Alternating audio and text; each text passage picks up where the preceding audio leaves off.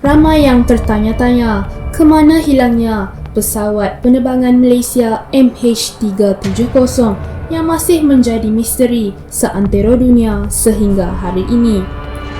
Walaupun operasi pencarian secara besar-besaran telah dilakukan oleh beberapa negara dan agensi antarabangsa. Malangnya pesawat berserta kotak hitamnya gagal ditemui. Sejurus daripada misteri kehilangan pesawat MH370 ini, timbul pelbagai teori konspirasi dan spekulasi. Sebelum kita teruskan, jangan lupa untuk subscribe KMN Box untuk dapatkan lebih banyak info-info menarik.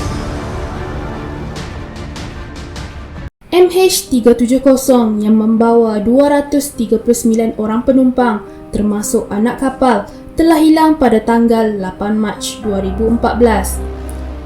Lokasi terakhir pesawat ini dikesan ketika berada di Lautan Hindi, berdekatan barat Australia. Pesawat MH370 berlepas dari lapangan terbang antarabangsa Kuala Lumpur, KLIA, pada jam 12.41 pagi dan dijadualkan untuk tiba di lapangan terbang antarabangsa Ibu Kota Beijing pada jam 6.30 pagi.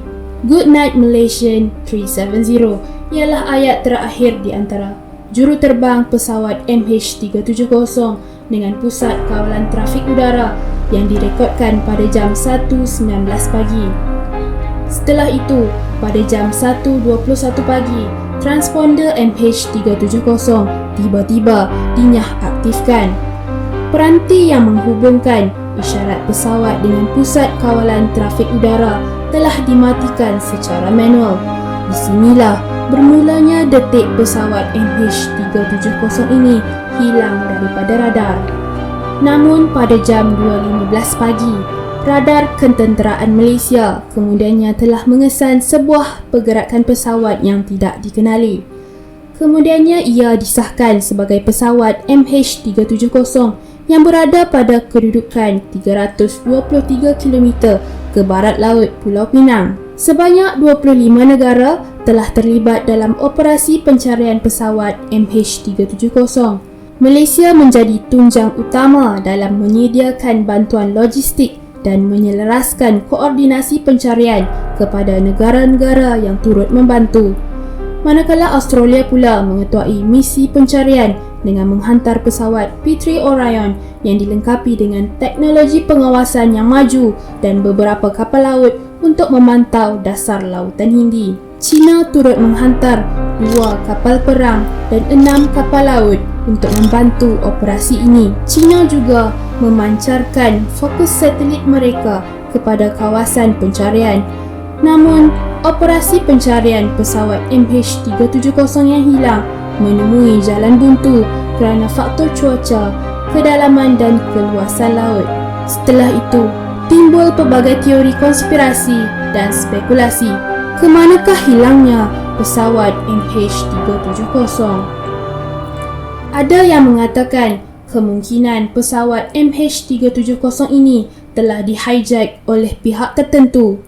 Hal ini kerana lokasi koordinat pesawat ini sepatutnya boleh dikesan. Tapi macam mana ya pesawat MH370 ini tidak dapat dikesan oleh radar? Ada juga teori yang mengatakan bahawa pesawat MH370 diserang oleh pihak pengganas kerana didapati ada 2 penumpang yang menggunakan pasport palsu. Manakala bekas Perdana Menteri Australia Tony Abbott pula mengatakan berlakunya bunuh diri oleh juruterbang itu sendiri yang memakan nyawa seramai 239 orang.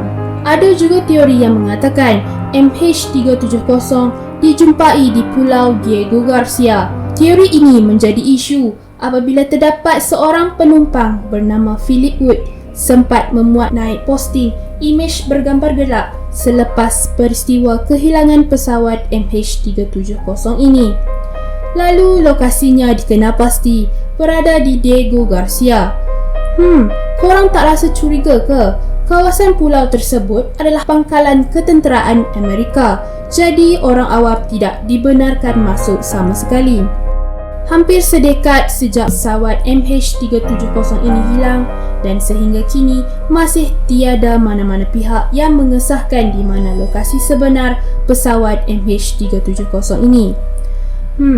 Misteri kehilangan pesawat MH370 ini nampaknya kekal menjadi tanda tanya.